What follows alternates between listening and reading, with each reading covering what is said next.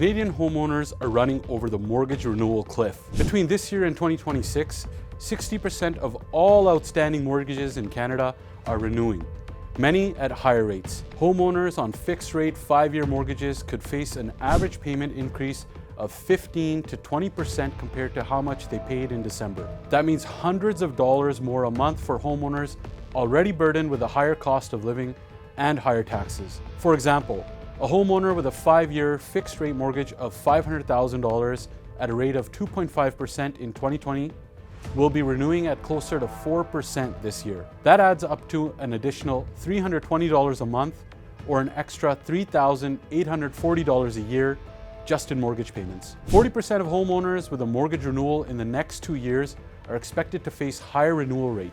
Canada has gone from historic low interest rates during the pandemic to almost double that, today at 4.5%. With these increases coming up, more than 1 in 4 Canadians say they can't even pay all of their bills anymore. And what is the government doing about this? Mark Carney is adding more to the deficit and to the federal debt, the very reason interest rates shot up in the first place. Under Mark Carney's advisory, Trudeau forced the Bank of Canada to print hundreds of billions of dollars to cover his massive amounts of spending between 2020 and 2021, 40% of which had nothing to do with the pandemic. This was after 5 previous years of Liberals running deficits that doubled the federal debt, bringing it up to today's high of $1.3 trillion.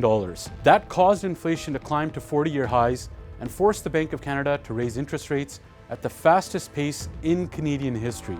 Mortgage rates climbed with the prime lending rate peaking at 7.2%, and the pressure caused by high interest rates isn't going away. This year alone, Mark Carney could spend his way to a $92 billion deficit, which would be the largest non-pandemic deficit since the 2008-2009 financial crisis. What happens when the government spends that much more money than it can collect in taxes?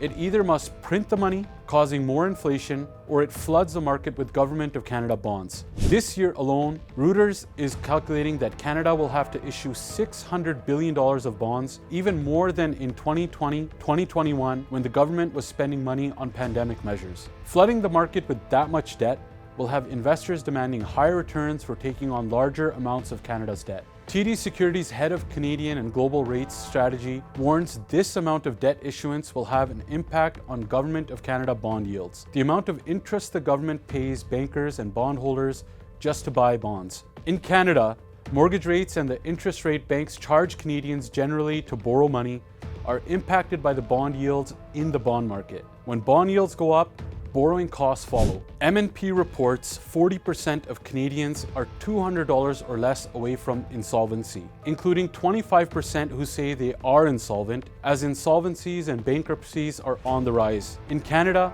household debt has reached record highs of $3 trillion. 75% of that is mortgage debt. Canadians are putting basic necessities on credit cards and choosing less nutritious food just to survive financially. And the unemployment rate in Canada remains at 6.9%, with economists warning the economy could get worse, causing the unemployment rate to rise even further. Canadians are under intense pressure as cost of living rises.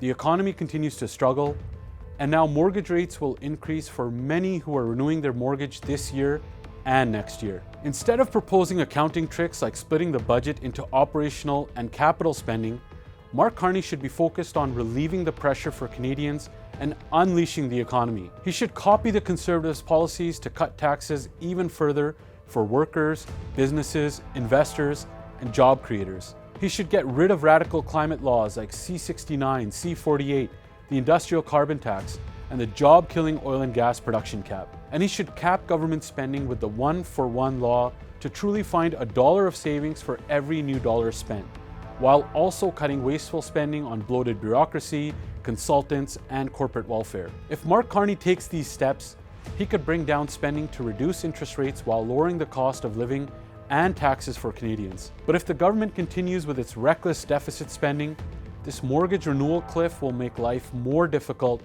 for Canadians.